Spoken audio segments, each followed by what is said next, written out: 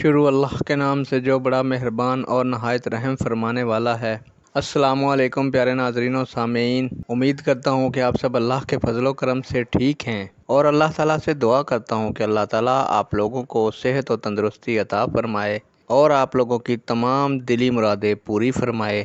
آج کی ویڈیو کا عنوان ہے صحیح بخاری شریف، جلد نمبر 1، باب نمبر 29، دین آسان ہے۔ امید کروں گا کہ آپ کے علم میں یہ احادیث مبارکہ اضافہ فرمائے گی اور دین اسلام کے بارے میں جو آپ کے ذہن میں خدشات ہوں گے وہ دور فرمائے گی۔ اگر ویڈیو اچھی لگے تو آپ سے درخواست کرتا ہوں کہ چینل کو سبسکرائب کر دیجیے گا، ویڈیو کو لائک کر دیجیے گا اور شیئر بھی کر دیجیے گا تاکہ دوسرے لوگ بھی اس سے مستفید ہو سکیں۔ بڑھتے ہیں ویڈیو کی جانب۔ اس حدیث کا مطلب یہ ہے کہ ایک مسلمان کو راحت و سکون کے اوقات میں نہایت نشاط اور مستقل مزاجی سے فریضہ عبادت ادا کرنا چاہیے تاکہ اس کا عمل مستقل بنیادوں پر قائم رہے، کیونکہ تھوڑا سا عمل استقلال و ثبات سے کرنا اس عمل کثیر سے کہیں بڑھ کر ہے جس میں انقطاع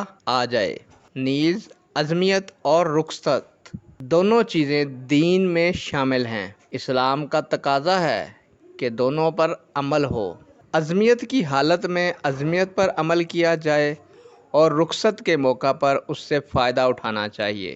ہر موقع پر رخصت کی تلاش بے دینی ہے، جبکہ ہر وقت عزمیت کی تمنا بھی حد سے تجاوز ہے۔ ایسا کرنے میں ناکامی کا اندیشہ اور نامرادی کا خطرہ رہتا ہے۔ جیسا کہ پانی کے استعمال پر کوئی عذر مانع ہو تو تیمم کی اجازت ہے، ایسے موقع پر پانی کے استعمال پر اصرار کرنا دین میں تشدد ہے جسے اسلام نے پسند نہیں کیا۔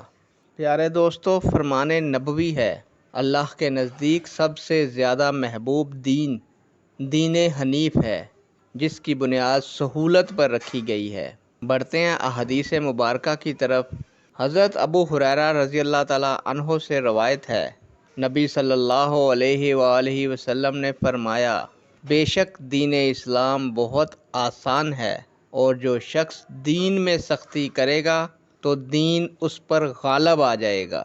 اس لیے میانہ روی اختیار کرو اور اعتدال کے ساتھ قریب رہو اور خوش ہو جاؤ۔ صبح اور دوپہر کے بعد اور کچھ رات میں عبادت کرنے سے مدد حاصل کرو۔ نیک دعاؤں کے ساتھ آپ سے اجازت چاہوں گا۔ اللہ تعالیٰ آپ لوگوں کا حامی و ناصر ہو۔ اللہ حافظ۔